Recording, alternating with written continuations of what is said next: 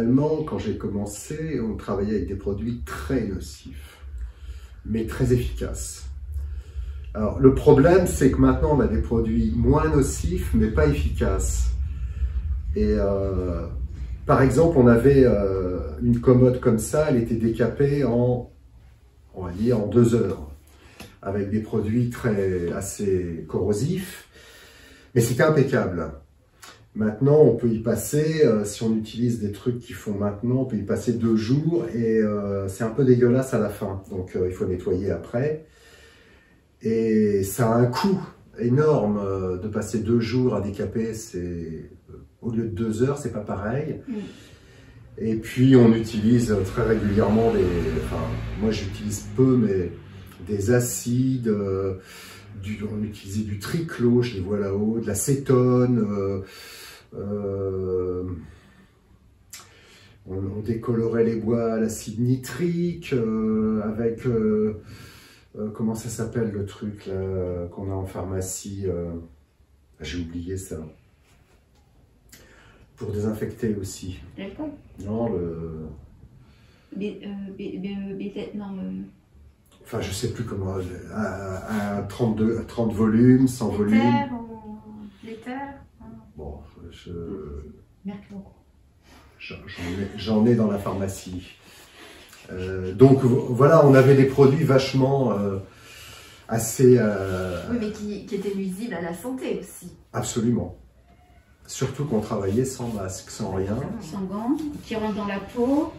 Ouais, c'est parce que ça, il fallait savoir que travailler avec un masque, d'abord il n'y en avait pas. Même des gants, c'était quand même relativement mal vu. Parce que c'était un métier... c'est la main. Ouais, il fallait avoir les mains sales, calleuses, respirer de la merde.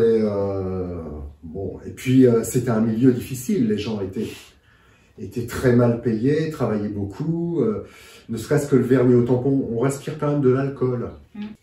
Bon, alors maintenant, on a des masques aussi. On a des masques de protection quand même. On peut utiliser des masques. Moi, je fais quand même relativement attention. On est forcément écolo parce que les meubles qui ont 300 ans et qu'on répare ne sortent pas directement de chez Ikea et ne sont pas sur le trottoir 6 mois après avoir été achetés. On en trouve sur le trottoir, mais c'est plus rare. Donc on est écolo, on fait de la réparation, on remet en état des choses anciennes, on utilise des produits parfois écolos. Et les produits qu'on utilise pour faire le vernis, c'est très naturel en fait. Oui, on est dans le recyclage, on est dans l'éco-responsable à fond. Oui, c'est vrai que les meubles ont une histoire, c'est important.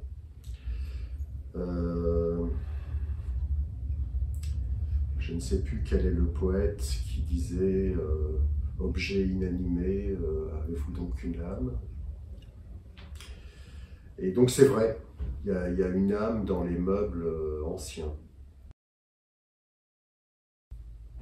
Des produits polluants dans le métier? Ouais, il y a certains produits... Il y a certains produits polluants comme le décapant qui ont été interdits parce qu'il y avait des choses dedans qui étaient très mauvaises pour la santé, voire cancérigènes ou cancérogènes. Mais bon, il y a des produits qu'on ne peut pas remplacer, quoi. On utilise des... Enfin, moi, j'utilise plus ça parce que j'ai pas envie d'utiliser des choses un peu dangereuses, mais on pouvait utiliser de l'acide nitrique, d'acide sulfurique pour certains trucs, du trichloréthylène, quoi d'autre, enfin de l'ammoniac. Bon, on est encore obligé d'utiliser certains trucs parce qu'on peut pas faire autrement de toute façon. Donc là, on n'y coupe pas, quoi. Après, on peut se protéger avec un masque anti-acide, anti-vapeur, des choses comme ça, quoi. On essaie quand même de faire attention. Surtout quand on a l'intention de vivre très très vieux. La poussière de bois, très bonne question. Il faut mettre un masque impérativement parce que c'est très dangereux. C'est très mauvais, ça provoque un cancer des sinus qui est apparemment c'est pas soignable, donc il faut faire super attention. Ouais, un peu plus qu'avant, parce qu'avant on faisait pas attention du tout, mais oui, un peu plus qu'avant, et surtout les jeunes générations. Les arrivantes sont un peu plus attentives. Je parle de femmes là, parce que en fait les nouvelles personnes qui s'intéressent à ça, il y a beaucoup de femmes sont beaucoup plus attentives à faire attention, à ne pas utiliser n'importe quel produit, à se protéger. Dans le temps, on ne se protégeait pas du tout, les gens ne se protégeaient pas du tout, donc c'était très rustique. Et puis il y avait pratiquement que des hommes qui faisaient ça. Oui, alors avec mon ancien patron, mon ancien patron était très maniaque. Il paraît que je le suis un peu, certains l'affirment, moi je ne suis pas persuadé de ça. Mais lui, je me souviens qu'on avait fait un plateau de table et il y avait une rallonge à faire. Et on avait fait un vernis, une teinte, un vernis au tampon, c'était très beau. C'était du Louis XVI et on avait fait la rallonge et c'était plutôt bien. Et c'était même très bien. Et au dernier moment, il a décidé qu'il y avait un tout petit truc dans la teinte qui n'allait pas. Et donc on a décapé entièrement la rallonge. On a fini par arriver à avoir quelque chose qui soit absolument semblable à la table, mais il y avait eu quand même 80 heures de travail sur la rallonge, donc ça m'avait quand même marqué.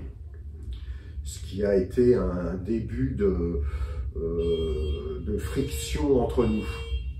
Je ne suis pas maniaque à ce point-là. Donc voilà, ça c'est la chose qui m'a marqué. Et au niveau meubles, je sais pas quel meuble m'aurait marqué, je me rappelle pas. J'ai bien aimé quand j'ai travaillé longtemps avec un marchand qui faisait de l'art nouveau. Et j'aimais beaucoup les meubles, certains meubles de Gallet, certains meubles art nouveau. Ouais, je trouve ça très beau. Mais on n'en voit quasiment plus. Donc c'est passé de mode en fait.